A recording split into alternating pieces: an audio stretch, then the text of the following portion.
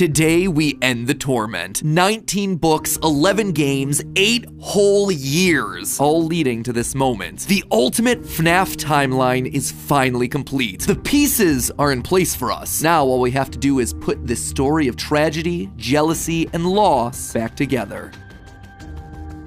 Hello, Internet! Welcome to Game Theory, the show that feels like a kid revealing the class project that he's been working on all year. Except here, it's the class project that I've been working on for the past decade of my life. This one is big, my friends, and I gotta admit, kinda nervous. I haven't attempted a timeline video on this franchise since 2018. Back in the days when Mike was the crying child, Afton coming back was actually a surprise, and Fazgoo wasn't a phrase I'd ever thought I'd have to utter. But since the last time I did something like this, we've had 3 more massive games, the death and revival of the FNAF movie, and more robot kids than you can shake a staff bot at. It is exhausting trying to keep track of this whole franchise, which honestly is why I'm here today. The lore at this point is complicated. It is full of speculation and theory, so to hopefully make it a little easier for everyone and to give us all a baseline to talk about this franchise moving forward into the future, it's time to reveal my current working FNAF timeline. But just before I do, I just want to explain a couple of things. First, this timeline is massive. Seriously, it is huge. This thing towers over any video project we have ever done on the channel. But when you look at the totality of this franchise, the story of FNAF really boils down to the story of one man, William Afton. His successes, his failures, his rise to becoming co-owner of one of the most successful restaurant franchises in the world, and his eventual fall to the monsters he helped to create, only to then be reborn in a new digital form later. So sit back, grab some popcorn, or your pitchforks if you're the type to get upset when I say something controversial, and make sure that you subscribe, since this is going to be a video that you're going to want to come back to a few times in order to fully dissect. Without any more waiting, I present to you the story of a loving, obsessive father who slowly descended into madness, and along the way, discovered the secret to eternal life.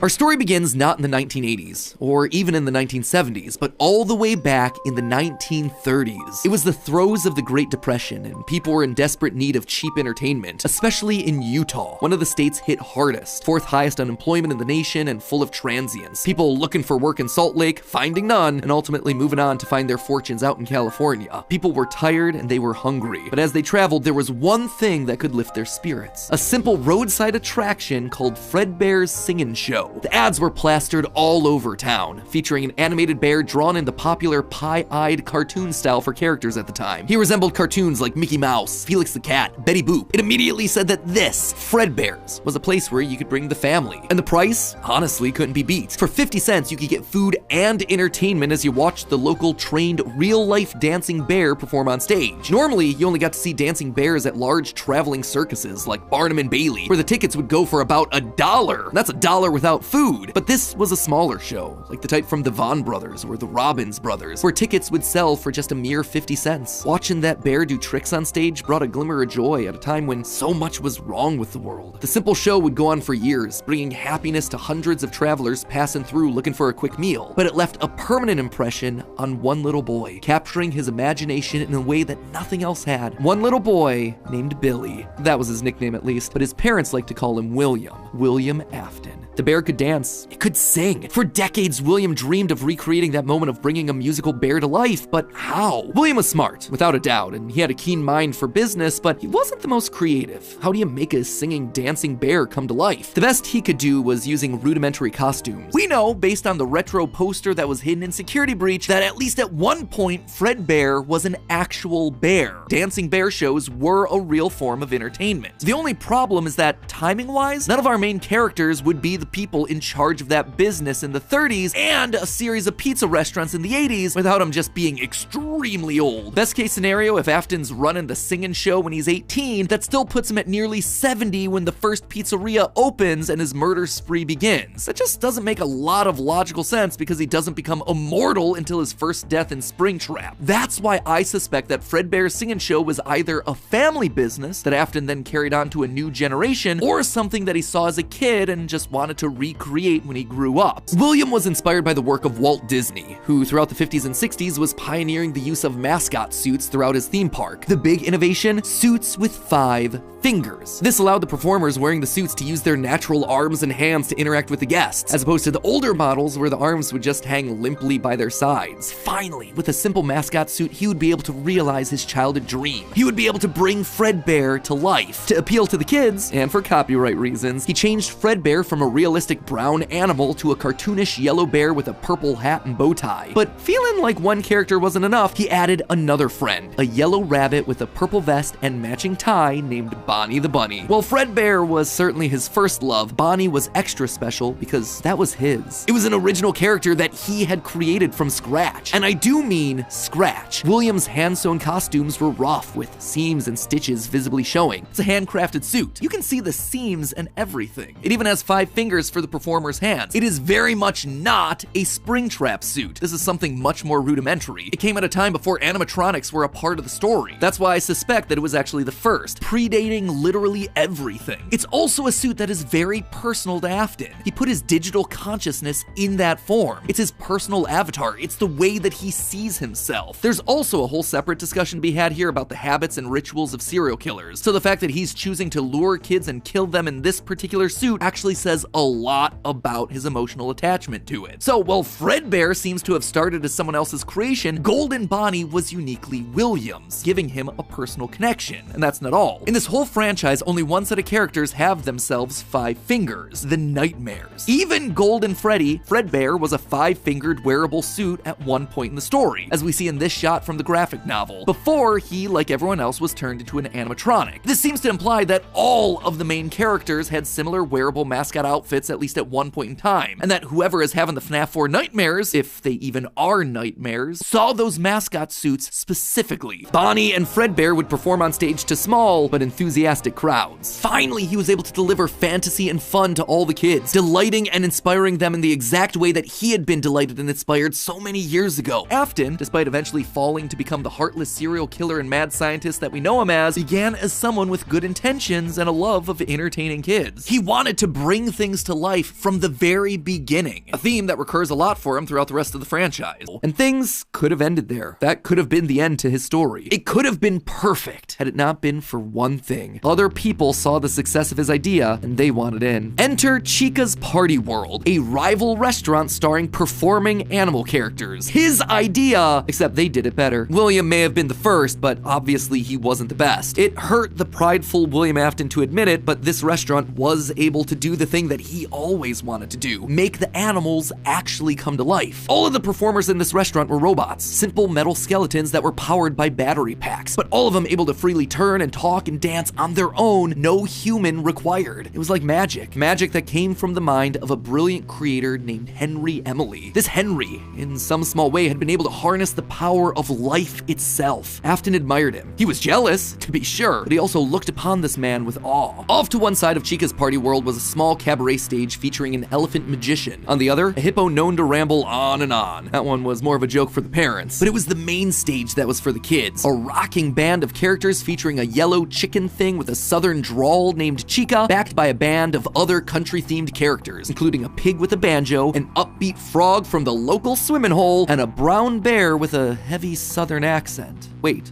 a bear? But bears were his animals. Why not a cow or a horse? Something to fit the country theme a bit better. Why'd it have to be a bear? And adding insult to injury, they had the nerve to call this thing Ned Bear, a direct copy of his own Fredbear. Whoops, that's gonna leave a mark. I've suspected that the mediocre melodies played a much more important role in the story than just being a bunch more animatronics to fill out the roster. Especially Ned Bear, which is just so suspiciously close to Fredbear. And yet, there are 2 key details that we're gonna have to justify with any mediocre melodies mention. One, they're very rudimentary with external battery packs, implying that they come very early in the timeline. And 2, we know that at minimum, Mr. Hippo does eventually become an official member of the extended Freddyverse. But if these things are supposed to be cheap, generic rip-offs, why would you be trying to rip off yourself? You wouldn't. You would be stealing someone else's ideas. So if Afton created Fredbear, there would have to be some rival franchise. The only other person who would likely be ripping him off? Henry. Henry. We've talked extensively about how the mediocre melodies are clearly Henry's design aesthetic, so it just has to be him. I don't think Henry's doing this maliciously. He doesn't strike me as the type. He was likely building the robots at the orders of someone else that was running a rival restaurant franchise. But that's enough motivation to start Afton down a path of jealous rivalry, but also begrudging admiration. As the Freddy Files Ultimate Edition says, it's important to revisit the beginning of Henry and William's relationship, so here you go. I think this is where it begins. Also, this is future Matt Pat here coming back to add this one in. Seems like the recently released character encyclopedia has backed up all of this speculation. I've had this timeline written for about a month now, but I've also been holding off a bit to see what wrenches this character encyclopedia might throw into it. And on this particular point, I gotta say, it seems like we might actually have nailed it. They actively call out the suspicious similarities to the main Fredbear crew. Quote from one of the pages: Ned Bear looks like an imitation, altered just enough to avoid copyright issues. I don't know about you, but that seems to imply that we were right on the money. Knowing all of this, at one point the franchises had to have merged. That's really the only way that you get Mr. Hippo from the rival franchise as part of the Fazbear crew. This also mirrors a lot of what happened in the real-life history of Chuck E. Cheese, with two rival restaurants, each with their own casts of characters, merging to become one unified brand. Again, we've gone into that in detail with other videos, just wanted to remind you all of that here. But why would I call out the rival restaurant as being named Chica's Party World? Few things, actually. First, we know for a fact that a location named Chica's Party World exists. It is mentioned in the source code teasing sister location, so it is out there somewhere and doesn't fit cleanly anywhere. Second, in the story The Puppet Carver, Chica is very explicitly looped in with the book versions of Pig Patch and Ned Bear, implying that she started as a mediocre melody. Thirdly, her design just fits better with a theme of down-home country animals with southern accents playing the banjo and eating with bibs. And with her being the headliner of the show with her name on the restaurant, it would make sense then that when the restaurants merged, she was the one that was added to the main cast of characters while all the other mediocres faded away. It's also why when Freddy's closes after William's killing spree, she's the one to branch back off into her old franchise and is therefore missing in sister location, a detail that's bothered me for years at this point. It might also explain why William decided to stuff his first dead kid into Chica. That one was Henry's creation, not his. Afton's jealous admiration turned to hardened bitterness, a bitterness that would only grow over the next couple of years as families continued to choose Chica's Party World over Fredbear's. William just couldn't compete with the appeal of the robots. Eventually, his restaurant would go bankrupt, only to get bailed out by, of course, Henry Emily. Another insult, another humiliation that William wouldn't soon forget. 1979. Despite being bitter, Afton couldn't deny that what came next was a period of massive success and expansion. With the two franchises now merged into one, it was the best of both worlds. Afton's ideas with Henry's robotic expertise. The two men decided to launch under a new name, Fredbear's Family Diner, a pizza chain that would eventually come to feature a mix of humans in performing suits as well as on-stage animatronics. They decided to stick with Fredbear as the headliner, considering the yellow bear was easily identifiable as a brand and because he was the original performing animal mascot. Afton appreciated that. This new restaurant would also see a mix of characters as the two franchises merged into one, with Pig Patch and Happy Frog performing right alongside Fredbear and Bonnie. And as part of this one big Fredbear family, they even got themselves official merch that were released, ranging from masks to magnets. The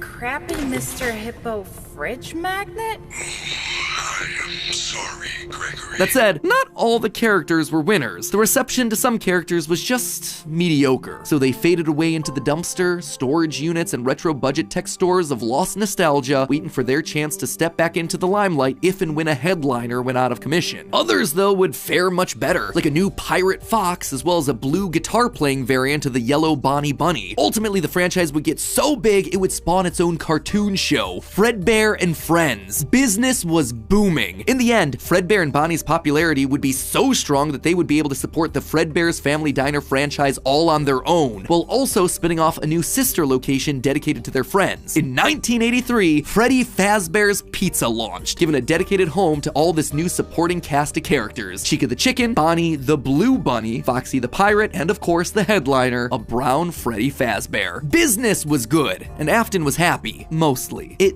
did bother him that the one original character that he he created, the one that he himself played, Golden Bonnie, got passed over for inclusion in that cartoon show. The only character in the roster of regulars to get ignored for the show, but other than that, things were going smoothly. He had himself a wife, 2 sons, a daughter, he had a thriving business, and best of all, he was able to learn the craft of robotics from the man that he both loved and hated, Henry. Together, they were constantly pushing the limits of what these characters could do. Because it was quick and easy, new characters introduced into the roster would be given a simple hand-sewn suit with 5 fingers that any performer could wear. Eventually, Henry would design one of his signature animatronics for that character, utilizing a divided mouth with either a hinged or sliding jaw design. This was the first generation of animatronics. But why stop there? Afton had big ideas. What if the animatronics weren't just locked to the stage, but could freely roam the restaurant and interact with the kids? What if his mascot suits could become animatronics? What if you could use more than just rigid metallic skeletons? Why not experiment with tubes and wires that would give the animatronics fluidity and flexibility while still providing structure? The possibilities for this technology were endless. Afton fell in love with robotics. He had started with a dream of bringing one simple singing bear to life, but with robots, he had stumbled across the tools that gave him the ability to control life itself. And thanks to Henry, he was practically speedrunning his way to an engineering degree. And while William wouldn't admit it out loud, one other thing that kept pushing him forward was the desire to beat his former rival, to prove himself smarter and more capable, to surpass the man who everyone else considered to be a visionary genius. But pride cometh before the fall, and tragedy was about to strike.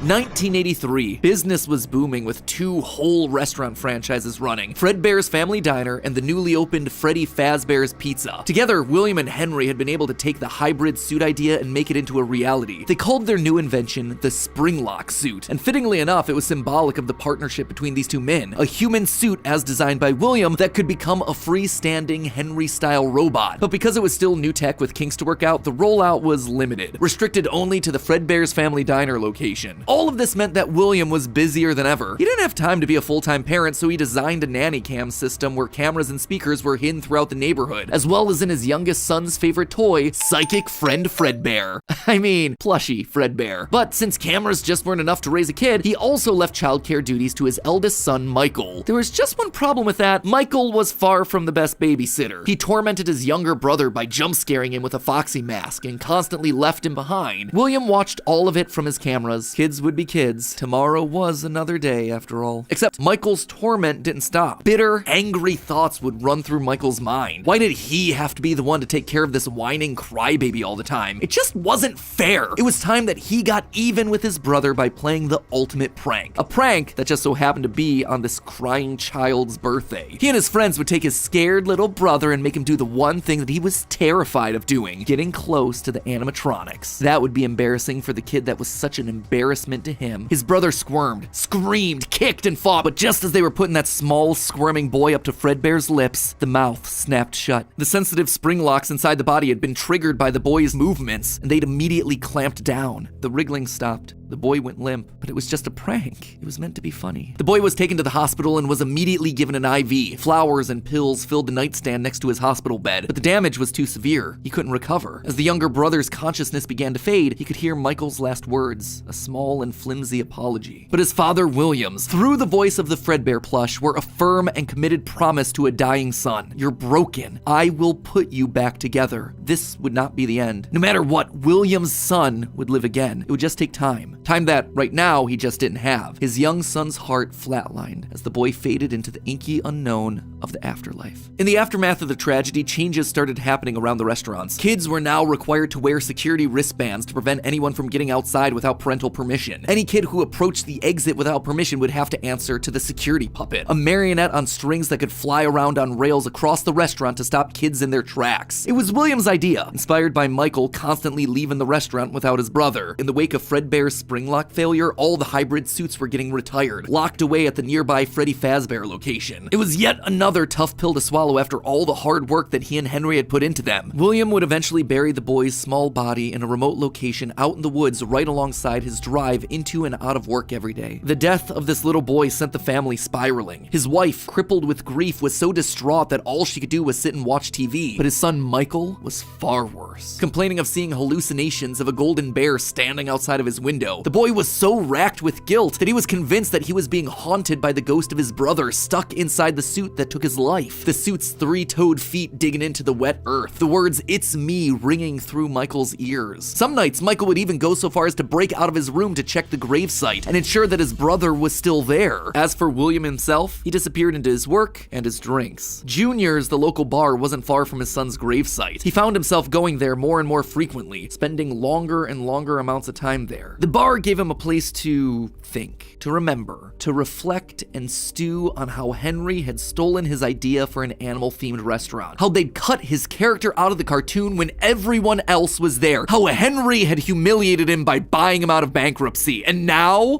there was his son. Henry had taken his son from him. The robotic part was the part that failed, after all. William ordered one more drink, but it was one too many. The bar turned him out and told him to go home. But William didn't go home. Drunk and angry, William raced back to the restaurant to give Henry a piece of his mind, only to find someone else waiting. Henry's daughter, Charlie, locked outside of the building, bullies laughing at her through the window. Fine, some other problem to fix. But then Afton got an idea, a beautifully awful idea. This was his chance to get back at the man that had humiliated him all those years ago. Henry had killed his business, and now Henry's robotic suit had killed his son. It was time for William to do some killing of his own. Let Henry feel what it's like to have something you love get ripped away. While parties continued inside the walls of the pizzeria, William attacked Charlie in the back alley. It felt good. He felt free. The years of resentment and bitterness trapped in his heart finally released in a moment of pure unapologetic evil. He would make Henry hurt like he hurts.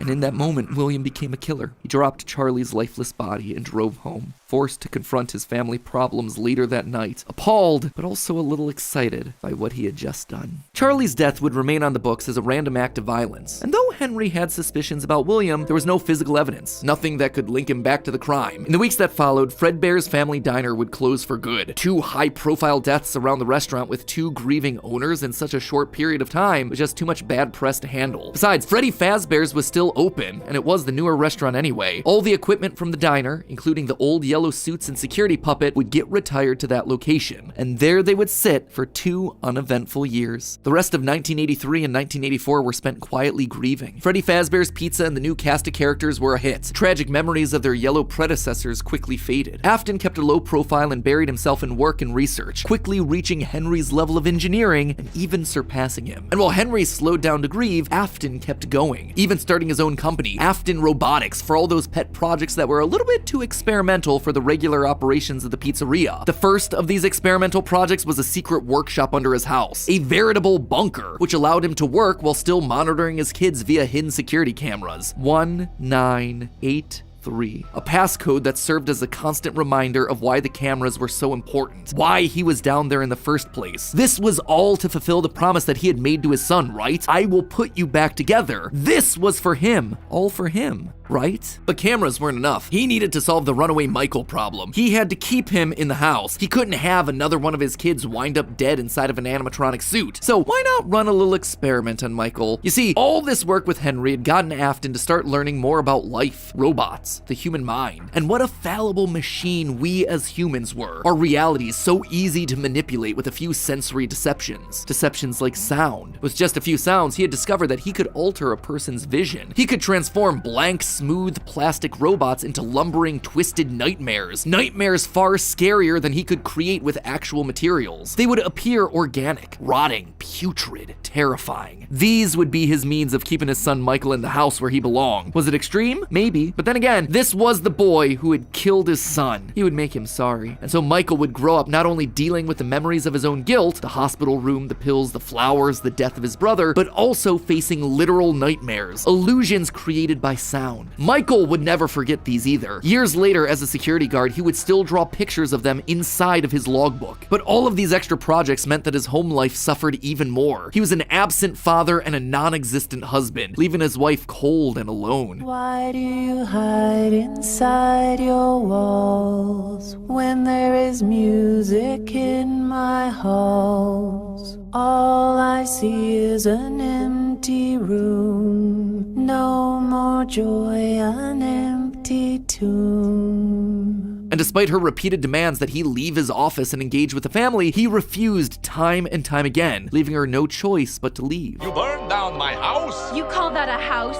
It was like a morgue in there. You need to see your son. The baby isn't mine. Well, how's this?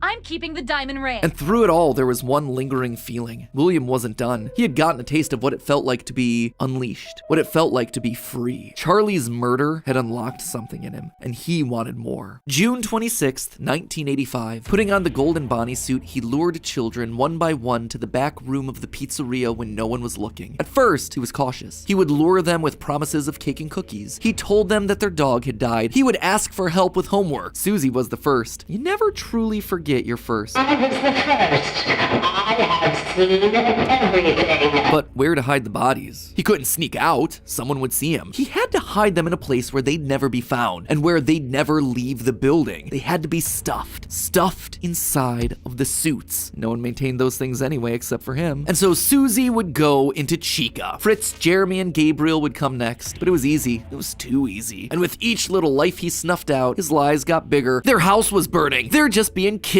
Until the last one where all pretense was off. He let himself get violent. Too violent. I'll just wait for him after school, throw a bag over his head, hit him with a shovel, and drag him into the back of my car. The body of Cassidy was far more bloody and broken than any of the others. He'd let himself go too far. That one he shouldn't have killed. With no more active animatronics left, he shoved the body into the one suit that remained backstage. The long-forgotten yellow Fredbear, now broken and discolored with age. Broken, like Cassidy was broken, like his son was broken. Newspapers reported on this disappearance, naming the whole thing the missing children's incident. Police would even charge William with the crimes after finding security footage of the golden mascot suit luring kids to the back, but they couldn't convict him. They had no bodies, and his face had been hidden behind the mascot suit the entire time. What they had was circumstantial at best, and so he walked away a free man. But Henry knew the truth. In these murders, he saw his daughter Charlie all over again, so he threw Afton out of the company and shuttered the doors to the old pizzeria. Henry would keep the franchise quiet for 2 years. This would not happen again. This could not happen again. How could he protect the kids? Finally, he developed a solution. He would implement an even more extreme security system in the form of new animatronics, toy animatronics, inspired by the toys that they had been selling years ago. But these guys, these were special. They were a new breed of robot with facial recognition abilities. But most importantly, they're all tied into some kind of criminal database so they can detect a predator a mile away. All the original animatronics, now withered with age, were moved to the new location. With a plan in place, it was time to try once more. The year was 1987, and the new and improved Freddy Fazbear's Pizza was making headlines in local newspapers. Headlines that just so happened to catch the attention of William Afton. Freddy's was back, and without him? That was his idea, his character. Henry was, yet again, trying to cut him out of the picture. No. As long as these restaurants stayed open, William would always come back. Then he noticed the phone number to apply at the bottom of the article. $100 a week to apply, call. Afton would go back, not as an owner or co-founder. He would go back in the one place that they would least suspect him, a lowly day shift security guard. And there it was. Buried in the back of parts and services mixed in with the old withered animatronics was the golden rabbit. With the yellow security badge still on his chest, he used his crank to pull open the spring locks. It was time for Bonnie to give an encore performance. Someone used one of the suits. We had a spare in the back, a yellow one. Someone used it. Now none of them are acting right. From what I understand, the building is on lockdown. No one is allowed in or out, especially concerning any previous employees. When we get it all sorted out, we may move you to the day shift. A position just became available. 1987, 5 more kids. He didn't know what felt better, getting back into the suit after 2 long years of waiting, or knowing how devastating this would be to Henry the next morning. He didn't even try to hide his crime this time, just meant more blood on Henry's hands. He'd failed to protect the kids again. The restaurant had only been open for a few weeks, but William was sure that this would get it to close. Good, if he couldn't have Freddy's, no one would. Whenever a new pizzeria opened, he would be there. But as he sat in his bunker, something else started to linger in William's mind. He had seen something strange. The old withered animatronics, they had been wandering around the building, spurred on by the puppet. It was almost like those old robots were trying to save the kids. Save them? They couldn't, obviously, but still, how were they moving? It was almost like they had been given life somehow. Did he have something to do with that? The following day, the news would report a security guard getting bitten by one of the animatronics during the day shift. Was that bite meant for for him? William's curiosity was stronger now than his bloodlust. He had to learn more, but how? There was no way he'd ever be able to get inside another Freddy's Pizzeria. Heck, there was practically no way a Freddy's would ever open again. He needed to create something new, something brand new. He needed to create his own pizzeria. Due to the massive success, and even more so the unfortunate closing of Freddy Fazbear's Pizza, it was clear that the stage was set, no pun intended, for another contender in children's entertainment. Circus Baby's Pizza World. This would be the place where he could continue his work. No longer just murdering, experimenting. He needed more kids, and he needed them alive. And knowing that he couldn't show his face on the restaurant floor, he needed a way of remotely capturing his victims and preserving them for his work. With that goal in mind, he designed a new breed of animatronic. Their endoskeletons fluid and flexible. He equipped them with sound lures that could mimic voices. They could isolate children. They could incapacitate and contain them with zero direct input from him. It was brilliant. He was brilliant. Far beyond the simple bars and wires of Henry's designs. And the characters he chose for this were uniquely his. His new roster wasn't going to be tainted by Henry's disgusting barnyard bird. Instead, it was back to his characters, his creations, Freddy, Bonnie, Foxy, as well as two special ones. The first, Ballora, was an homage to the woman who left him. Now she would never leave him again. The second, the titular baby, was designed with his baby in mind, Elizabeth, his youngest child. She would always be Daddy's little girl, the one that listened to him, the one that obeyed, until the day that she didn't. Daddy, why won't you let me play with her? She's so pretty and shiny. Didn't you make her just for me?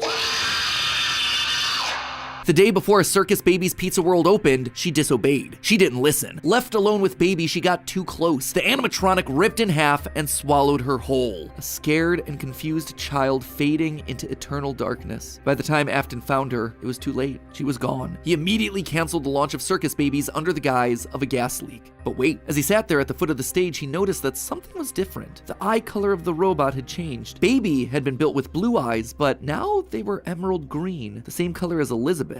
Was she in there? Could this all be connected to the free-moving animatronics that he had seen at Freddy's? He had to know more. His mourning turned to excitement. He had to return to where it all started. 1993. Pathetic. This place was pathetic. Henry had clearly tried to reopen one final time with those old original animatronics from so long ago, but William's damage to the brand had been permanent. These things stank of death. They hadn't been washed in decades. But even if they had, nothing could wash away the stink of murder that haunted these halls. One night, then another, then another. William repeatedly snuck into the old broken restaurant to lure the living animatronics to him, one by one dismantling them, robbing them of their endoskeletons. The metal had to be the secret. It had to contain the remnants of life itself. But he had to know for sure. Leaping out of a room that was invisible to the animatronics programming, he dragged the oversized robotic skeletons back to his underground workshop, back to where Circus Baby watched on with glowing, curious eyes. Eyes that somehow felt alive. Not knowing what else to do, William melted the robotic parts down. 5 animatronic endoskeletons reduced down to one silvery puddle of goo. Could he transfer this living metal to his own creations? He had to try. He picked up a syringe and filled it with the molten metal and injected the goo into Funtime Freddy's twisted, wiry endoskeleton. And suddenly the coils came to life. Like snakes writhing in a pile, what had once been cold, lifeless metal moved and jolted on its own. He'd done it! He had unlocked the secret to life itself. Except something was clearly wrong. The movements were erratic. They were violent, angry. Baby didn't act this way. She had been calm, collected. This was clearly something else, something mindless and frantic. Perhaps by mixing the souls and then portioning them out, he had created incomplete beasts. He would need to keep testing to truly understand it. He needed more of this remnant. As he searched the old pizzeria one more time for any remaining scraps of metal, the ghosts attacked. His past victims come to collect their due, all led by Cassidy. The 5 lined up and blocked the door, and Afton's mind reeled. The scientific implications of this were incredible. Ghosts, real ghosts that he could see, all standing against him. But what could they do? What couldn't they do? He panicked as Cassidy approached. How do you stop something that's already dead? Maybe with the thing that resulted in their death in the first place. He would get into his suit like old times. He would regain his power over them just like the day that they died. He was the genius. He was the one in the suit. He was the one in charge.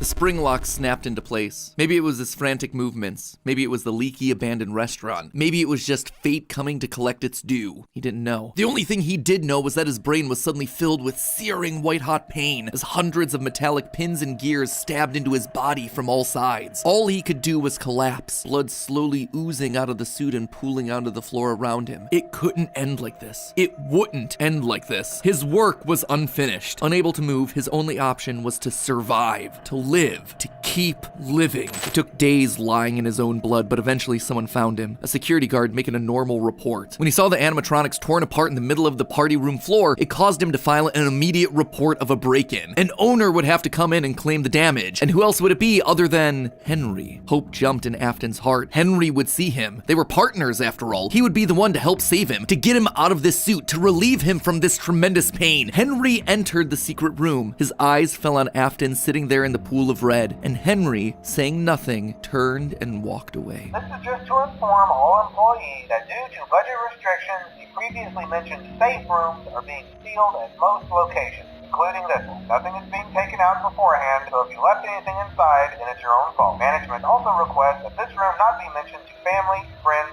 or insurance representatives. And so there Afton would sit, hanging on for 30 years, trapped behind the walls with an iron will that refused to die. Most of this is things that we already knew, stuff that's been established and re-established time and time again by the games. That said, there are two things that I absolutely have to address. The first and biggest is the placement of sister location, or more specifically, Elizabeth's death. To me, evidence in game seems to suggest that it was meant to come before the crying child's death in 1983. The biggest clue to this is that the crying child saw something. Remember what you saw is the phrase that's repeated over and over again by psychic friend Fredbear, aka William Afton speaking through a walkie-talkie in the Fredbear plushie's stomach. But what did he see? Well, I think we can tell based on how the nightmare animatronics are visualized. They have mouths in their stomachs, just like Baby ripping in half at the waist to swallow a kid. There's also the empty girl's room, one presumably left behind by a dead sister. And lastly, it explains why he's scared, and more specifically why Afton wants him scared. He needs his kids to stay away from the animatronics. He doesn't want them getting too close because the last time one of his kids got too close to a robot, his daughter died. That's then why he sets up the nightmares, to scare both Mike and the crying child away from the animatronics from that point forward. That's why books like the Character Encyclopedia outright suggest that we play as the crying child in FNAF 4. That's why he has a nanny cam following the crying child everywhere, so he can keep tabs on his kids when they're out of his sight. He can't let another Elizabeth situation happen. The death of Elizabeth also gives William Afton extra motivation for killing. He's a grieving father. His daughter was taken away from him, so Charlie should die as well. He's lashing out at the world after losing his kids. And again, we know that at least one of his children had to have died prior to Charlie's death, based on the mound of dirt that we see in Midnight Motorist. It also allows circus babies to open and close earlier in the timeline, which is how you wind up with Funtime Foxy appearing as Mangle in the FNAF 2 location. Basically, Elizabeth dying first has everything it needs to fit, except for the most important thing, the murder weapon. Why would Afton be building an animatronic with a giant claw in its stomach so early in the timeline? At this point, he just has no motive. It just doesn't make sense prior to 1983. At this point in the story, he hasn't killed anyone, and we know for a fact that the missing children's incident is 1985. So Elizabeth's death coming before any of those events just doesn't work, hence why I placed it where I did in the narrative timeline. Afton's death here is also a bit tricky. We know that he returned to the FNAF 1 location to break down the original animatronics in order to harvest their remnant. We know that he melts down 5 things to become one thing. Candy Cadet makes that very clear. So the 5 things are the 5 endoskeletons from the various animatronics. That would be totally fine if it weren't for one huge problem. On his 5th visit to the pizzeria, Afton gets spring locked. So either the 5 becoming 1 starts in 1993, but then finishes 30 years later when he re-emerges from the wall to add the last endoskeleton to his pile, or he's had himself some reason to return to the original location after harvesting all the stuff that he can. It's not ideal, but it's the one angle that makes the most sense. William still wasn't back. Weird.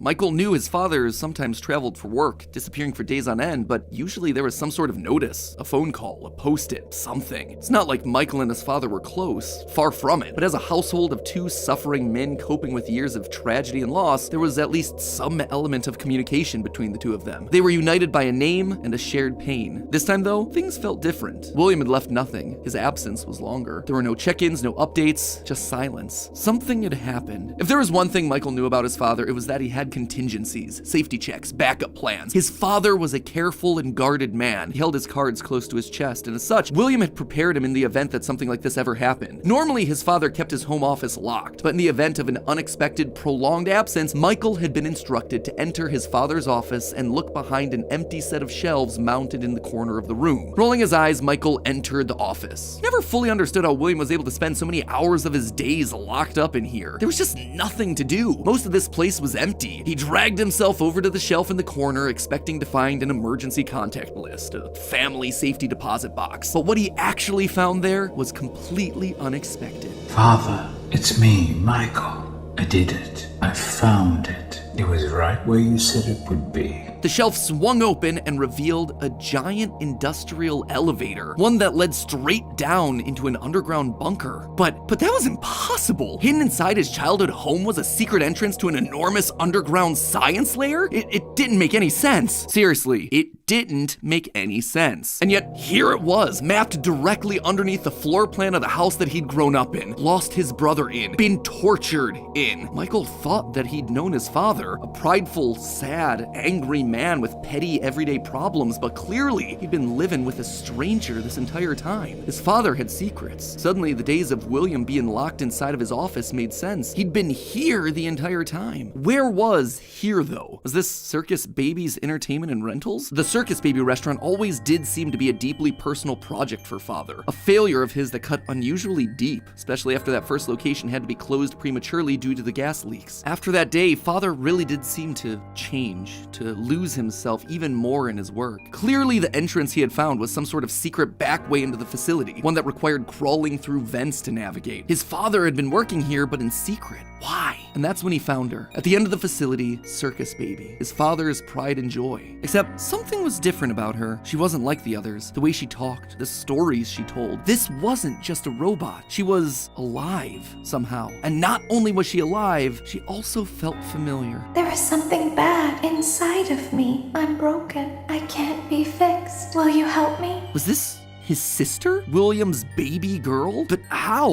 Why? What was this place? He dug around some old files and found blueprints outlining the features of these animatronics. Storage containers, voice mimicking, parental tracking. And was that a child in Freddy's stomach? Was his father collecting and experimenting on kids? Were all the rumors that he'd heard throughout his past actually true? That the animatronics came to life at night? That there were murders done in all the pizzerias? That his father had somehow been the prime suspect in all of it? Suddenly, Michael's mind flashed back to his persistent nightmares throughout his childhood. Had he been experimented on too? Tears stung in his eyes as anger, fear, and confusion filled his body. His father's secrets were pouring out. William wasn't just a lame, overworked father. He was a monster, toying with life itself. Suddenly, everything clicked. He frantically looked around the room, blinking human heads on poles staring back at him. Green eyes, his sister. Blue eyes, his brother. Closed eyes, his mom. All just staring expectantly. These were meant to be human. William was working down here trying to make believable humans, literally rebuilding the family that they had both lost. The small little girl robots with their British accents roaming the hallways of this underground facility suddenly took on a whole new context. Hello in there. Is it the same person? Were those meant to be his sister? A replacement for her? A clone? Was William building clones of his sister? They seemed to know him, after all, to react to his presence. They were all there. They didn't recognize me at first, but then they thought I was you. He always did have a bit of a resemblance to his father. Michael's mind reeled as the reality of his world crumbled to dust. No, he had to get them out of there. If this really was his sister, heck, if any of these things were human, souls, whatever remnant of the humans that they once were, they needed to be rescued. They always put us back inside. There's nowhere for us to hide here. Led by the voice of Circus Baby, he marched through the now empty halls of the Funtime Auditorium. He would lead them. He would protect them. And finally, he would be able to forgive himself for the killing of his brother so many years.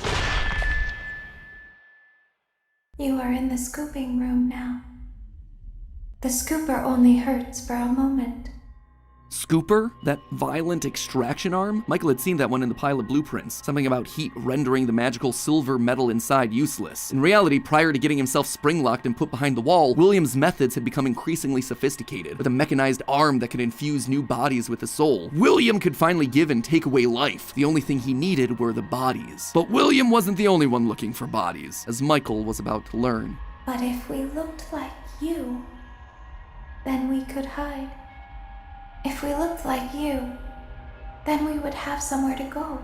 Michael was going to be the hero to help these animatronics, all right. He was going to help the haunted tubes and wires of these animatronics escape, just not in the way that he anticipated. His sister had lied to him, another game of pretend. The scooper plowed forward, digging its extraction arm into his body. As he heard his bones ripping through his flesh, Michael blacked out. But something is wrong with me. I should be dead, but I'm not.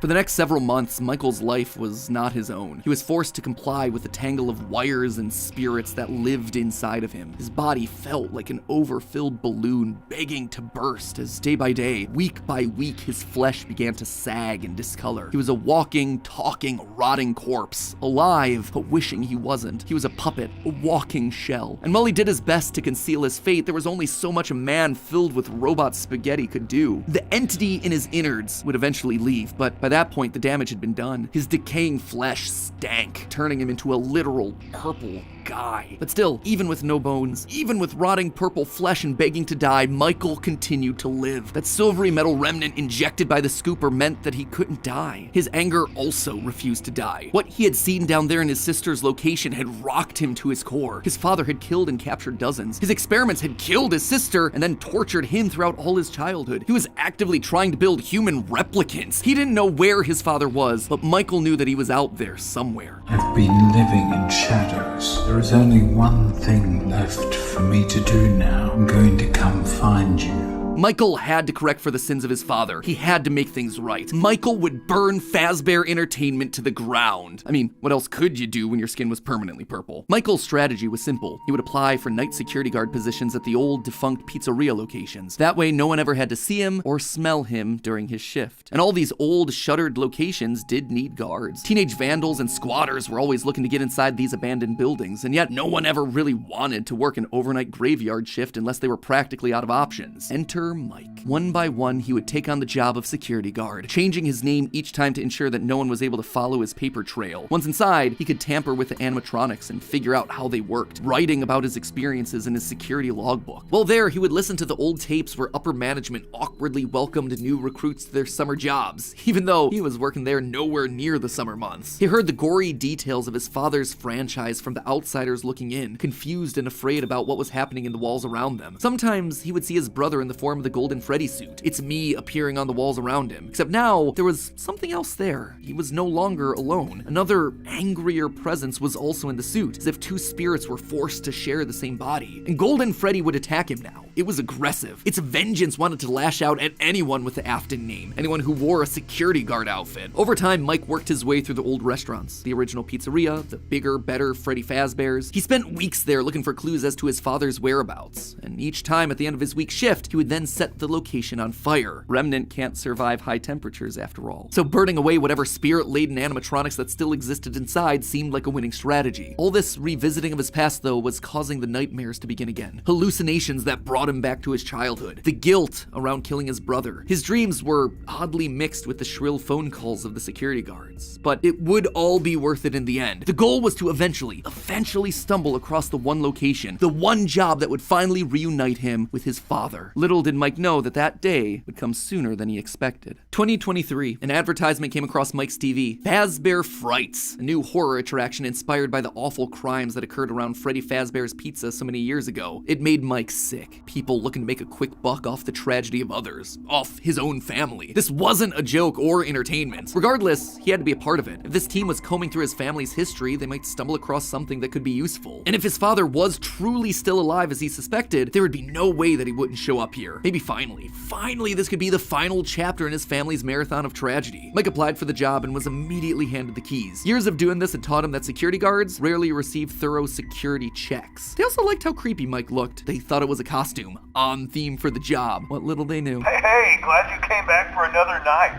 I promise it'll be a lot more interesting this time. For weeks, there was nothing. But just as Mike considered giving up, he received the call that he'd been waiting for years. You're not gonna believe this. We found one. A real one. Could this finally be him? Sure enough, there he was. William inside his iconic golden Bonnie Springlock suit, only now it was green and decaying with age. And there they were, a small family of broken men finally reunited. It's been a long time, Dad. Mike had always struggled with the phantoms of his past haunting him, but now all the animatronics he'd encountered over the past months, hopping from pizzeria to pizzeria, suddenly sprang to life, their burned faces haunting him as he tried to keep track of his father on the cameras. It would seem that William's mere presence had put the spirits on high alert. Ultimately, they were harmless, more annoying than anything else, but there was one that felt different from the others, one that was more than just a mere phantom, the security puppet. If he looked at the cameras at just the right moment, he could see it floating there through the halls. He could even see its reflection in the water pooled on the ground. It would seem like he wasn't the only one there on a mission. While he was dealing with Springtrap, Michael assumed that this one was likely dealing with the spirits of this place, finally setting them to rest. Hopefully this means a happier day for all of us, Mike thought to himself. And in that moment, he felt the air around him release, like pressure being let out of a bottle. The building sighed, as if 5 spirits had finally been allowed to move on. He had the sense that his brother was a part of them. He rigged the wiring inside the building to misfire, and the dry, desiccated walls erupted in flames. It is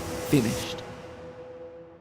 Except, it was not. Somehow, through sheer force of will, Afton remained. He had survived, and Mike would need to find a new way of finishing off his father. Luckily, the solution would present itself later that year. Not from Mike, but from another victim that had been left in his father's wake. We're talking about becoming a Fazbear Entertainment franchisee. Restaurant ownership and management. Something almost anyone can do with a limited degree of success. You are now the face of the newly rebranded Freddy Fazbear's Pizza. Fazbear Entertainment as a brand had been closed for years. William had been stuck in a suit and a wall. The only person who legally could bring the franchise back was Henry, but he'd largely pulled out of the franchise around the time of his father's disappearance. Something was up. Surely this had to be some kind of a trick, right? Mike, doing what he did best, applied for a franchise and immediately got the job. There was just one thing out of the ordinary. Paragraph 4. If you are playing this tape, that means that not only have you been checking outside at the end of every shift, as you were instructed to do, but also that you have found something that meets the criteria of your special obligations under paragraph 4. No employment contract he'd ever signed required him to keep special lookout for independently moving animatronics outside the restaurant. Now he knew something was up here. Henry was luring them all back. Rather than trying to go to them, like Mike had done for years, Henry was doing the opposite. He was putting them all under the same roof. He was finishing them off for good. Mike knew this wasn't meant to be a restaurant. It was meant to be a prison, a containment vessel, a locked box meant to trap them all in so they could finally end the madness. It took a few nights, but eventually everyone was there. His father, the puppet, the robot spaghetti that had once violated his body, and his sister, now hopelessly devoted to serve the man that had once gotten her killed. It was time. He had been instructed to seal the doors and leave, but while he locked everything down, he didn't move on. If this was truly meant to be the end, if the remnant needed to be washed away, he needed to be a part of that. This is where your story ends. And to you, my brave volunteer, who somehow found this job listing not intended for you. Although there was a way out planned for you, I have a feeling that's not what you want. I have a feeling that you are right where you want to be. And to you monsters trapped in the corridors,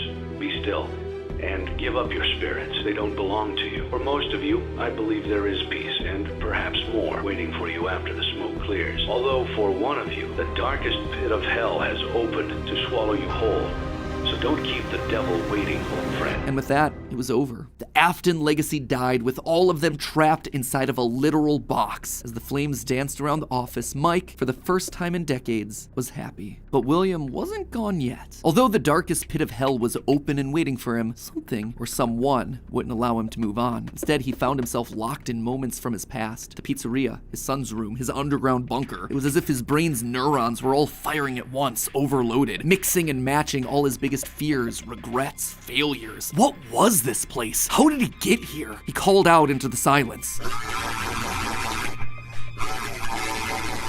Then they started coming. Without warning, animatronics, both new and old, began to jump out at him, bite him, rip him limb from limb. The pain was immeasurable. Make it stop. Make it stop. William, for the first time, longed for death, an end to this torture. Just as it felt like he couldn't take it anymore, everything was quiet again. It was as if the world had been reset. There was a brief moment of quiet, and then the onslaught began again. Dozens of faces from his past all focused on him. A waking nightmare that he couldn't escape from. More pain, more ripping. It was his own personal hell, but why? Why couldn't he just die? And then he saw them, a group of characters he never thought he'd see again. Those janky, stolen characters that had started everything. The mediocre melodies. It had all started to go wrong once they showed up. Once Henry had made them. But mixed in with their obnoxious southern drawls, William heard something else. It was barely a whisper, but he could just make out the words. He tried to release you.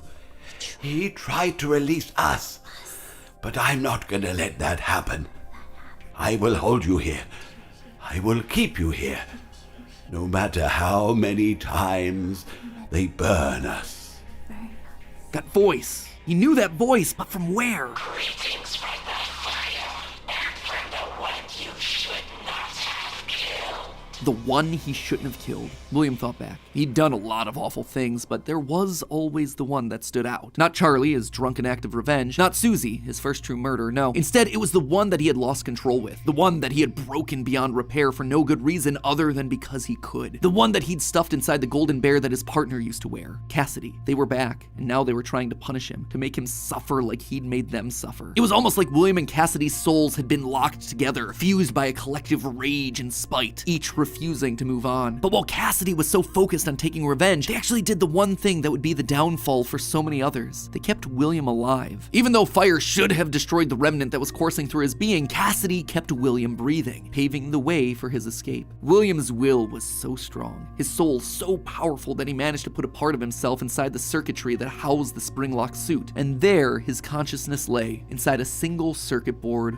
waiting for someone to find him and set him free. A person that no one would suspect. You might have noticed that I was vague about the dates, and there's a good reason for that. I don't know them. There is no good way for me to make them fit in. Here's what I do know. We know with a high amount of certainty that Michael Afton is the character that we play as up until Ultimate Custom Night. Mike Schmidt and Fritz Smith, the security guards for FNAF 1 and FNAF 2 respectively, get fired for, quote, tampering with the animatronics and odor. So weird connection between the two of them, right? But now, look at the phantom animatronics that are haunting us in FNAF 3. They use models from both FNAF 1 and FNAF 2, meaning whoever is sitting in that security guard chair, Fazbear Frights, they have to have seen both locations and their animatronics. And that's not all. Their designs are burnt. It's a weird detail in the game, and it's something that the character encyclopedia repeatedly calls attention to. The burned texture for these phantom animatronics. Why is that so unusual though? Fazbear Frights is the first time in the franchise that we hear about anything burning down. From that point on in the story, it's like the characters turn pyro and are suddenly setting fires left and right. But for the first 3 games, nothing ever catches fire. The animatronics are just moved or repurposed in some way. So when did they burn? And why would our security guards see them as being burned? Someone has to have been going location to location, setting these places on fire, purging the sins of the past. We know we're definitely playing as Mike and sister location in FNAF 6 based on the in-game dialogue. And in FNAF 4, there's an Easter egg where we can hear the phone call from night 1 of FNAF 1, meaning that whoever's in that bedroom has heard the recording as a security guard. We also know that Mike has seen the nightmare animatronics based on his drawings in the security logbook. So overall, there is solid evidence that connects all of FNAFs 1 through 6. You'll also notice how the character encyclopedia doesn't have a page for Mike Afton. This thing has a page for Chocolate Bunny Bonnie, but not Michael. Some tells me they don't want us to confirm how many games he's been in, because that would confirm too much of the theory. In short, this gives us an incredibly compelling and complete narrative. Mike as our protagonist, and William his father as our antagonist. Mike accidentally kills his brother in Fredbear's mouth, which begins our story and sets William down his pathway of destruction. Mike is then haunted by the guilt of his past and is looking to make things right across the rest of the games. In sister location, he learns what his father's been up to and realizes what he has to do to correct it. After failing to finish the job in FNAF 3, he ultimately helps Henry end it all in FNAF 6. It is great. It is a clean narrative. There is just one problem: timing. Mike's quest can't really start until he's been down to sister location, seen baby, and gotten himself scooped. That's when he finds out about Afton's secret life. It's also when he's gonna start to smell, because, you know, he's a walking, talking, rotting corpse. And we know that he's not going down into the bunker until the Funtime animatronics have been made, Freddy's has been closed, and Afton is out of the picture. picture that all should be happening post-1993, after William is sealed behind a wall. But that then presents us with a few problems. Afton has already dismantled the original animatronics as we see in the FNAF 3 minigames. How are those things getting burned if they're already deconstructed? But more importantly, we see FNAF 2 paychecks with the date 1987. That is way earlier than I think it can be. To be fair, Fritz Smith's pink slip on night 7 doesn't have a date, but it's a bit weird to say that the first few nights are in 1987 and then employee number 3 is hired on years after the restaurant closes. Fazbear Entertainment was dead. There is no need for you to return to work next week, as Fazbear Entertainment is no longer a corporate entity. All debts had been paid, all assets redistributed. The company was outright dissolved. Even the memories of the horrors that had happened there started to fade away in the public consciousness. The people were gone too. William was dead. Henry was gone. A whole generation of young Emilys and Aftons had lost their lives to the horrors of the pizzeria. All of them collateral damage to the man in the bunny suit. Everyone the company had ever touched was dead and gone. Well, all except one. Pay your child support, you deadbeat! I'm keeping the diamond ring. I also set the house on fire! Clara Afton. She'd been there in the early days, back when things with William were good. They'd had the perfect home, a thriving business, the ideal family. But shortly after their youngest son died, things started to change. William had become distant, lost in his work, obsessive. She had watched him change from this irritatingly brilliant man that she had fallen in love with to a drunken monster struggling to hold himself together. And despite her trying to reach out to him in those desperate days, he was just too far gone.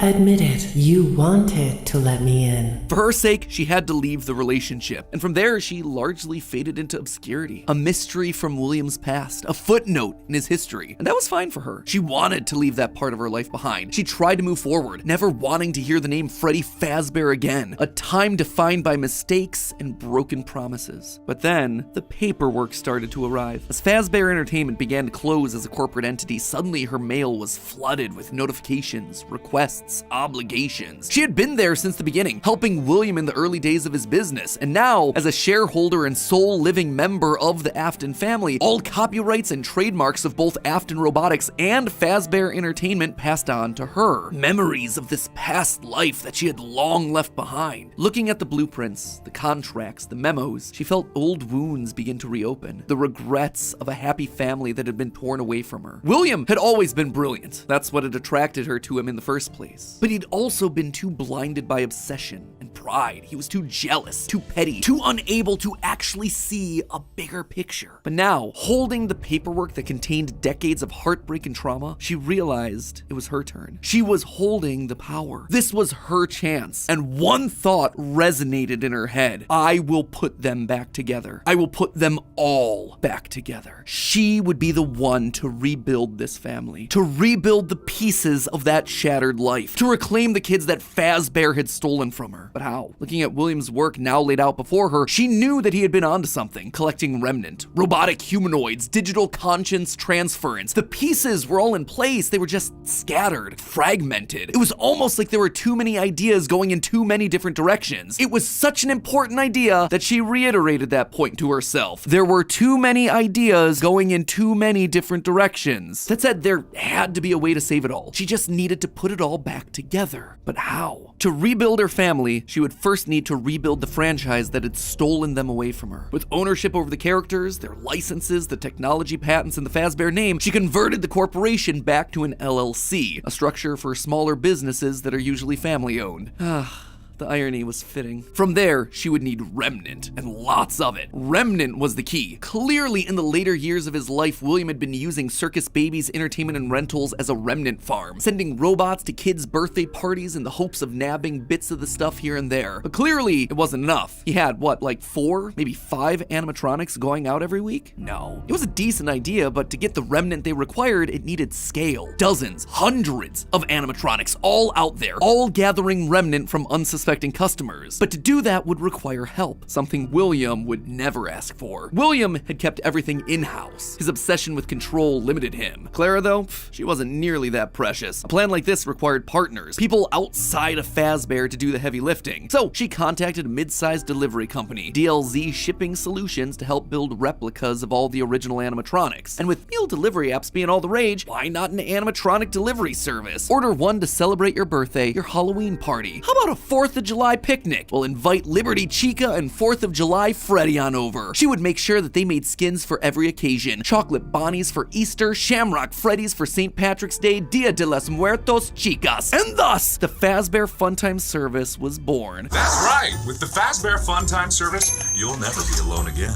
You'll always have someone watching your back. Was it ridiculous? Absolutely. Was it a sellout? Pfft, no doubt. It was exactly the sort of thing that William would have hated, but it needed to be done to get enough remnant. Normally, the novelty of ordering an animatronic wore off after like what, 1, maybe 2 times? But with new skins for new holidays, suddenly you had yourself an animatronic perfect for every occasion. It would keep people hooked. It would keep them ordering the latest and greatest that Fazbear Entertainment LLC had to offer. And all the while, they'd be collecting and returning the remnant back to her. In a word, it was brilliant. There was just one problem with it. No one trusted the Fazbear name. The company's brand was still mud in the public eye. No one would want to hire animatronics from the restaurant franchise known for murdering children. Nothing kills a party quite like the threat of death, you know. So she needed to find a way to discredit the stories that had come before. She needed to win back the public's affections, reactivate some nostalgia for the spooky stories of their childhoods. She needed a game. Multiple games, in fact. They lied to us. They lied to all of us. They told us that the whole point of this VR game was to undo the bad PR done by a rogue indie game developer. But that's not true at all. Those indie games were designed to conceal and make light of what happened. This isn't just an attempt to rebrand. It's an elaborate cover-up. Struggling game developers were a dime a dozen online, most working on their magnum opus between shifts at the Dollar General. So she found one. Steve just picked him out of obscurity, the right mix of desperate and doofus willing to say and do anything for a couple extra bucks. And he fell right in line, as expected, delivering stupid little things with dumb generic names like Mangle's Quest, Balloon Boy's Air Adventure, Five Nights at Freddy's. Bad gameplay with even worse graphics, but hey, they got the job done. People were suddenly talking about the clues inside of these things, searching for the hidden lore. They were actively making jokes about dead kids at pizzerias. Her husband's twisted history of serial murder had suddenly been reduced to a mere Nancy Drew mystery to be solved. The plan had worked. Freddy Fazbear's was suddenly more popular than ever. Things were going shockingly well. Her takeover and reboot of the franchise was full and complete. Suddenly infused with cash, she built the largest, most ambitious project yet, the Mega Pizzaplex. William had always been so visionary, but always thought so small scale. He was careful to a fault. Not her, though. She knew that this latest project needed to be big. It needed to be flashy. It needed to be a palace for children, a place that got people talking and checking out the latest in Fazbear products. So with a steady supply of remnant flowing in, it was finally time. The stage was set. It was time to get to her real goal, literally rebuilding a family.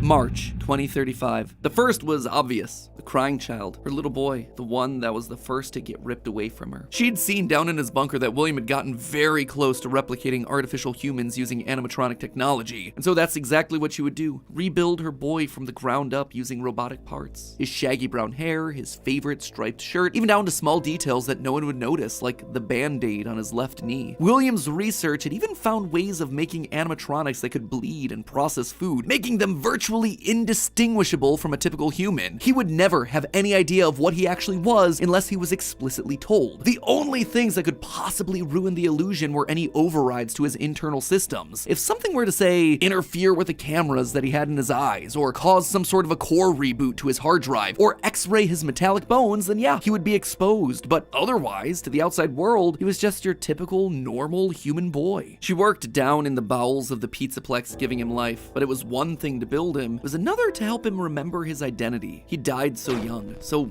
early in their history that there was no preserved memories for him, no documentation that she could just download into his digital brain. So bit by bit, she trained him, forcing him to remember who he was. In a corner of the room, she even made a makeshift dinner table, a reminder of their happier days. The family recreated: 2 brothers, a sister, a father, and the mother at the head of the table. The one in charge, the one in command, the one bringing all of this to fruition. But his progress was admittedly slower than she would have liked. At first, he could only communicate through simple ones and zeros, then rudimentary drawings and crude letters. But bit by bit, images of his past life started to come through. Balloons, colors, houses, bears and faces, birthday parties, all for me. Gregory was alive. As the robot boy embraced her, she felt a warmth that she hadn't in decades. This was the joy that she'd been working towards. This was what it was all for. Her son, back in her arms again. The plan was working. She had to keep going. Next was William. If the family was truly going to be put together, she would need him. And she knew exactly where he was, in the ruins of that old Freddy Fazbear's pizza place where Henry had trapped him. In fact, that's specifically why she insisted on building the pizzaplex there over the sinkhole. It was the best place to hide what her true intentions were with the entire operation. Digging through the wreckage, she found him. He was right where she thought he'd be. Seeing the putrid shell of the Springtrap suit, though, was not something she was prepared for. The rotting corpse of William Afton was disgusting.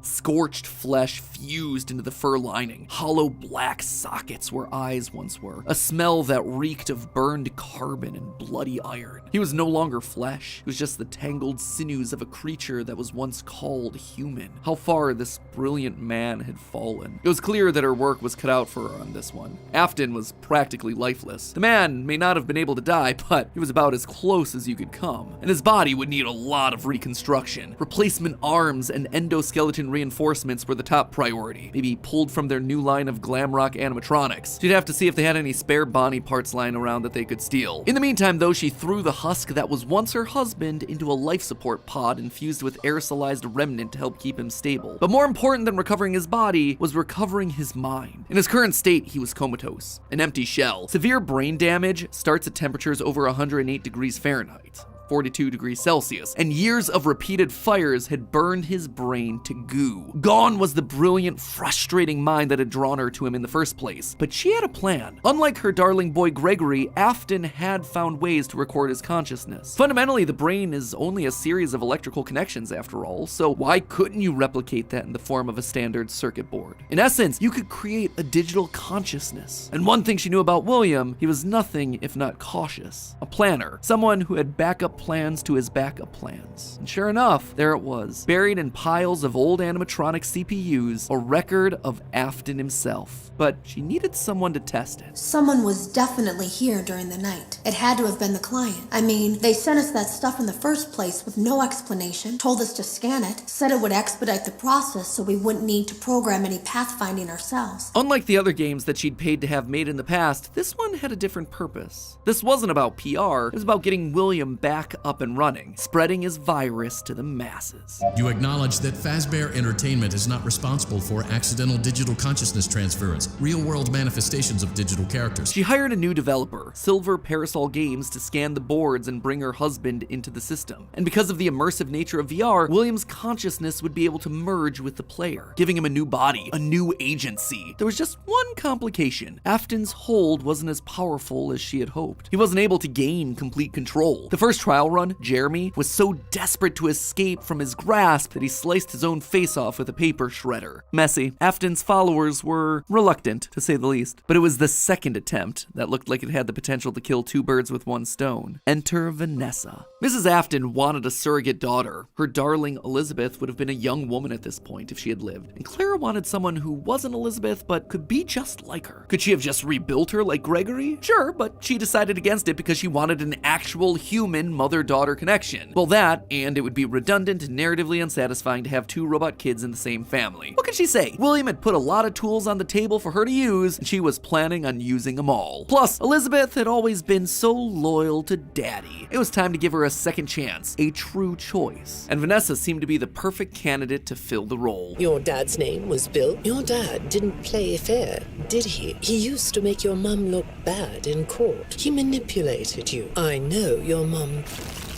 after she lost the custody case. I was supposed to be a good girl. She started as a QA tester at Silver Parasol Games, the VR game development company that was part of her plan to bring back William. But more importantly, Vanessa checked all the correct boxes. Right age, blonde, green eyes with a fondness for flowers and the outdoors. In many ways, it was her daughter all over again. Except it wasn't just looks and personality. What really mattered was Vanessa's mind. Underconfident, coming from a broken home, motherless, able to be manipulated. Yes, she would do nicely. She would be the one to save dear old Daddy, just as the real Elizabeth would have wanted. I will make you proud, Daddy. While testing the VR game, William's digital consciousness merged with Vanessa. Oh sure, she fought, fragmenting Afton's code into a series of tapes hidden across the game, trying to do web searches to regain control over her life, but it wasn't enough. She was weaker than Jeremy. She was a thrall that, despite occasional moments of lucidity, had to obey. And with Vanessa, it was a 2-for-1 deal. She was getting a daughter back, while also bringing her husband one step closer to reactivation. She just had to make sure that Vanessa was headed the right way. The reborn Gregory was an expert hacker, part of the benefits of being an Afton and a robot, so Clara had him keeping tabs on Vanessa, hacking into her emails and trailing her therapy sessions to ensure the future Elizabeth was falling in line. If any of the therapists started to ask too many questions, they were promptly dismissed from their positions. And while Gregory kept tabs on Vanessa's personal life, Mrs. Afton made sure to clear a path for her professionally. With Silver Parasol's collapse at the hands of the Anomaly, she then had the possessed Vanessa bring the contaminated circuit boards to DLZ shipping and the Fazbear Funtime service. More glitches, more Remnant, more Afton. But it was her last move that was the best. In a true masterpiece of poetry, she brought Vanessa over to be Chief Security Officer at the Pizzaplex. A true family tradition to don the hat and badge, and all it took was a recommendation from the top as well as some emails marked for deletion. Sure, Vanessa didn't have relevant experience for the job, but when it comes directly from the CEO, does it really matter? Husband, son, daughter. A corpse, a robot, a human. All that was left was Michael. Poor, troubled Michael. The boy that killed her youngest. The one that would spend years trying to make his guilty conscience right again. A self-professed protector. While she knew she needed him to complete the family, something told her that the problem had already solved itself. Something had shifted when using Glamrock Freddy to excavate the buried pizza place. I have been here before. I found myself for the first time when I cleared the path. I have changed. My friends are here, but I can protect you.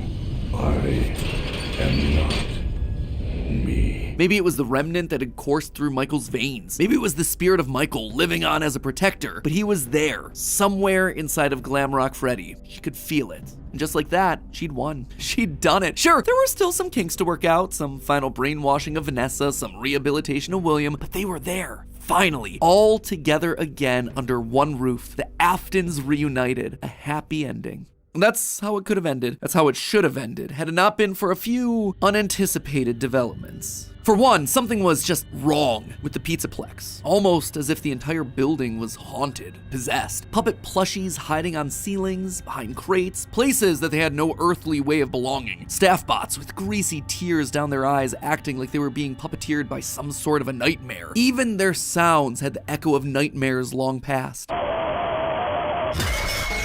It was as though a guardian spirit of the past refused to move on. As long as her husband was around, it too would linger. Only now, it wasn't just in one body, but it was in the essence of the building itself. She had seen stories of houses built on burial grounds getting possessed by angry spirits, but she'd never assumed that it could be real. Then again, in a world of living spirit metal and mind-controlling glitches, who was she to be so judgmental? The whole thing was ridiculous. Why would this be the line that she refused to cross? After all, the Pizzaplex was built over the burial ground of angry spirits, but it was the power cords that finally convinced her that something was wrong. Suddenly, these cords were striped black and white, like the security puppet from generations ago. The very foundations of this place, the materials and wires that constituted it, were rebelling against her, against the Aftons, against the quest to bring them all together again. And it was being helped by something else, something slithering through the building. Maybe they were connected, she couldn't be sure, but a blob of living wires could be heard oozing through the walls, stealing pieces and parts of the old animatronics showcased in Rockstar Row. She could only assume that it was a byproduct of all the remnant they'd been collecting. From Afton's testing, she knew that both light and dark remnant existed, one of positive emotions and the other created from anguish, anger, agony. Perhaps this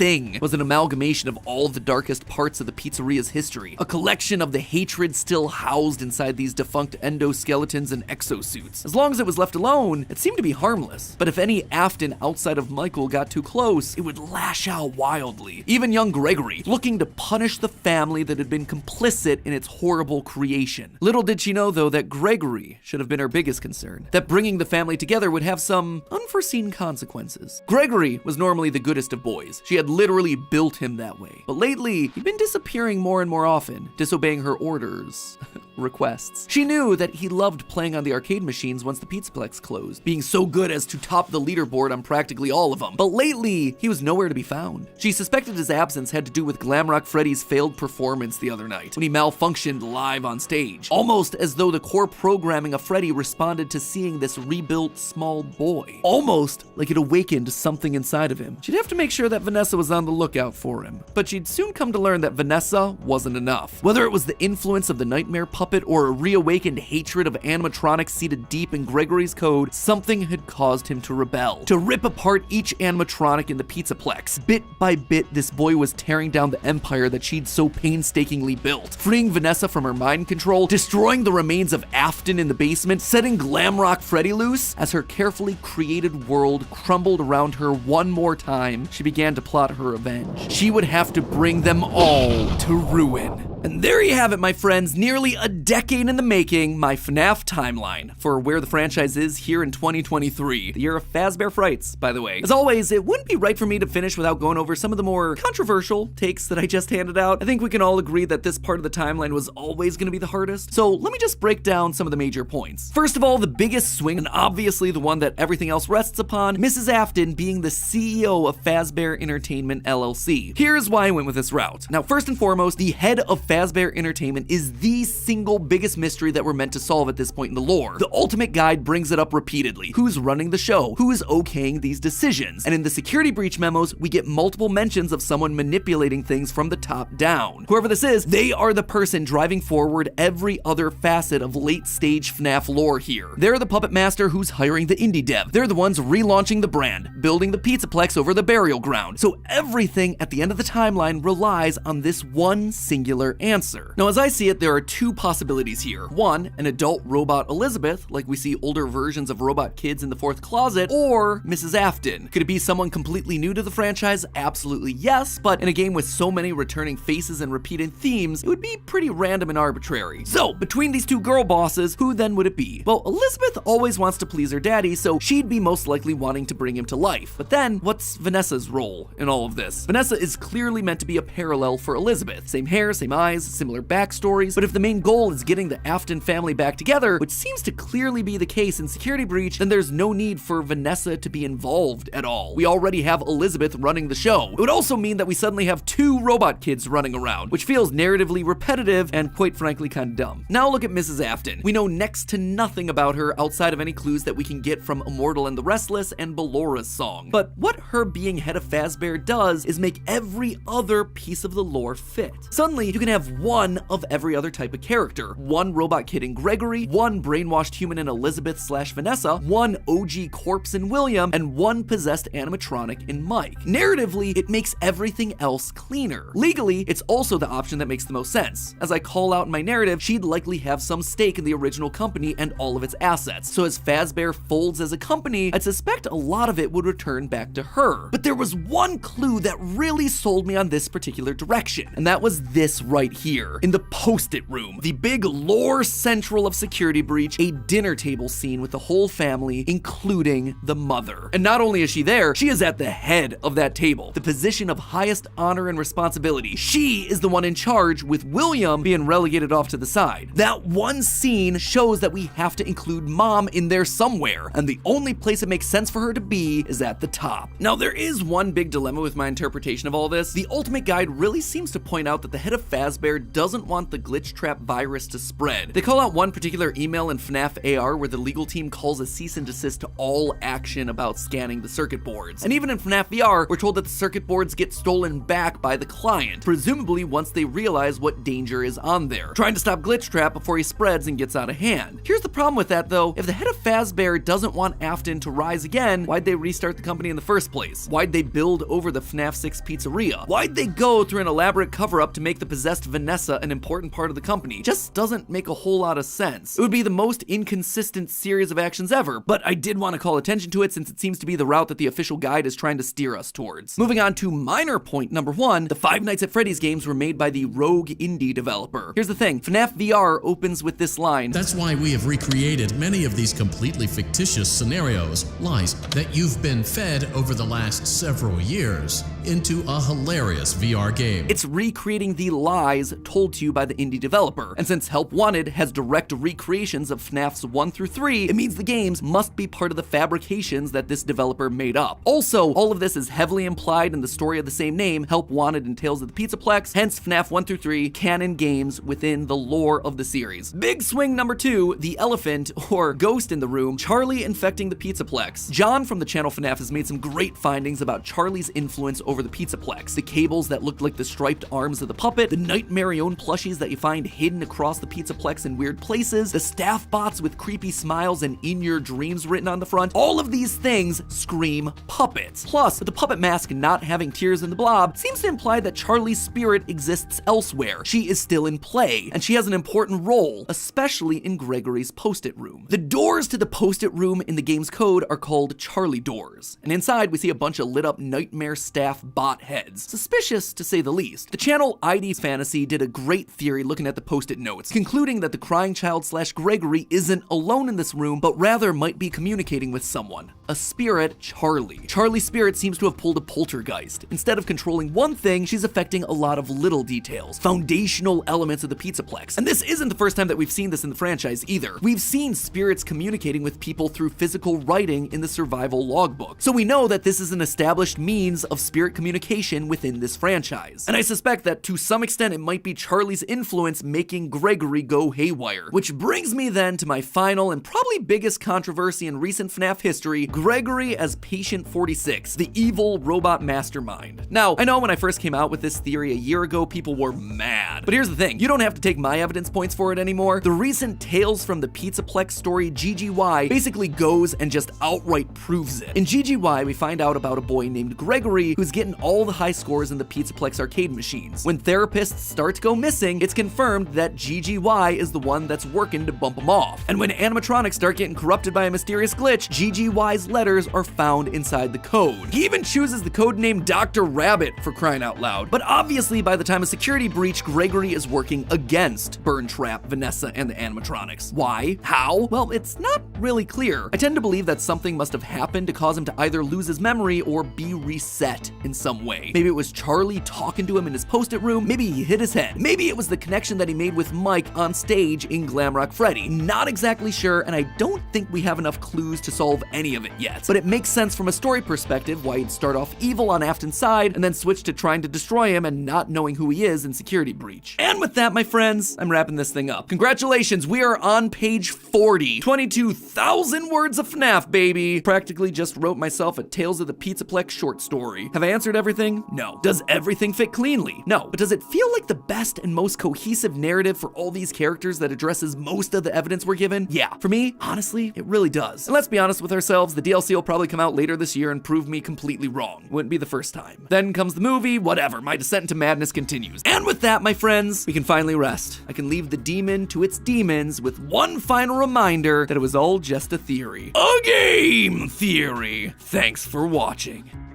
Alright, hey everybody, my name's P-Man. I just want to say good job to Game Theory for making all those videos, and I just combined all those videos as you just watched, so good job Game Theory, and subscribe to Game Theory.